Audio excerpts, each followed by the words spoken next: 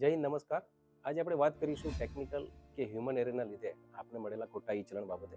જો આપને એવું લાગતું હોય કે આપને જે ઈ ચલણ ઇસ્યુ કરવામાં આવેલ છે એમાં જે ફોટોમાં જે વ્હીકલ દેખાય છે આપનું વ્હીકલ નથી, તો આપણે જરાય ગભરાવાની જરૂર નથી. આપણે કરવાનું શું રહે છે કે આપ અમદાવાદ શહેર ટ્રાફિક પોલીસ કંટ્રોલ રૂમના ઈમેલ આઈડી પર એક ઈમેલ કરી દો, જેનું એડ્રેસ છે csitms-hd@gujarat.government.in.